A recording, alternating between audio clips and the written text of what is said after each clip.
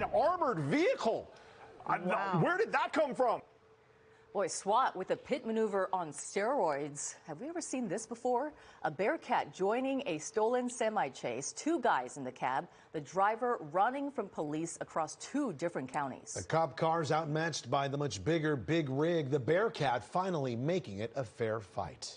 Hi, everyone. Thanks for joining us tonight. I'm Susie Sa. And I'm Juan Fernandez, and this is KCAL News at 10. Let's get straight to our Hunter Sowards live in Buena Park, where the wild chase ended. Hunter. Yeah, guys, this one had some crazy elements to it, but believe it or not, it all came safely to an end at the intersection you see behind me here in Buena Park. But because it spanned so many counties, it really took the work of a number of different agencies to safely bring this to an end. This may be... we got something off of that car. Yeah, It's this moment unfolding on KCAL News this morning. an armored vehicle.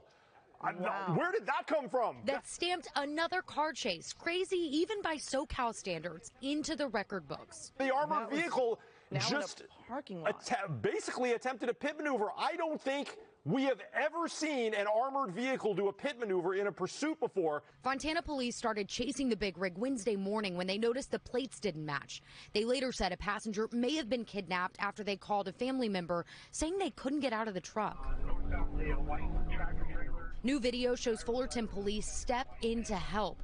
The chase crisscrossing several counties, including San Bernardino and LA, before entering Orange County and staying near Buena Park. Now, Fontana, well out of their area in Orange County. As for the unusual use of the SWAT team's Bearcat, assignment editor Mike Rogers on the desk called his sources to track down where exactly that vehicle came from. Here's how it works down in North Orange County. North Orange County has what's called North County SWAT. It is a collective of different agencies that form a SWAT team. So it is by multiple agencies down there in Orange County. This particular Bearcat, though, is housed at the Fullerton Police Department. Now, the agencies teaming up to bring this pursuit to a safe, albeit odd, end. You just very, very rarely see a Bearcat involved in a pursuit. With over 3 decades of experience, retired Sergeant Patrick O'Malley explains why you almost never see this happen. There's numerous reasons, but usually the vehicles are going too fast, and the Bearcat wouldn't be able to keep up anyway. The pursuit ends with 54-year-old Bill Fayad in custody, the passenger transported to a hospital. The Bearcat scared him, made him panic, whatever it was.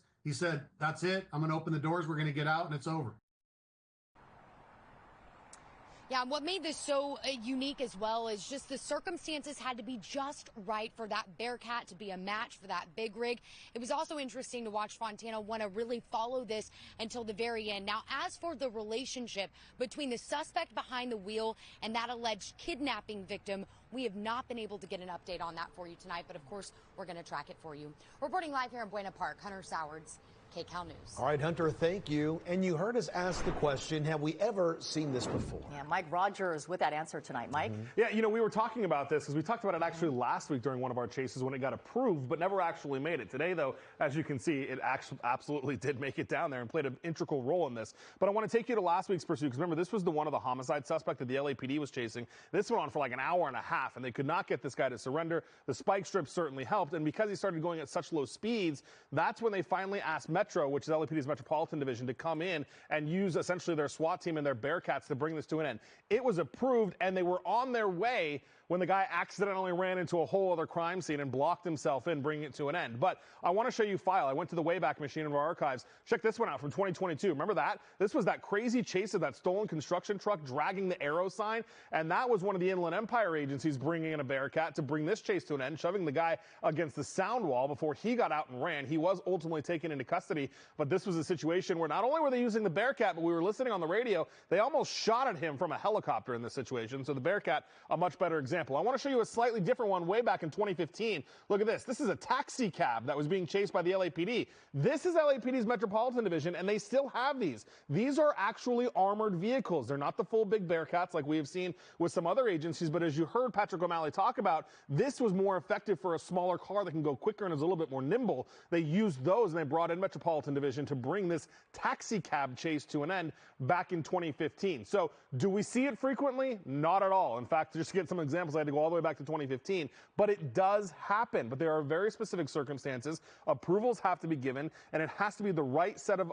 ordeal or circumstances, really, to make sure that it is done effectively and safely. But bringing in those armored vehicles takes time, and it is kind of a last resort. But if it has to be done, it has to be done, and that's what happened today. They sure work, right? Yeah. All right. Mike, thank you very much.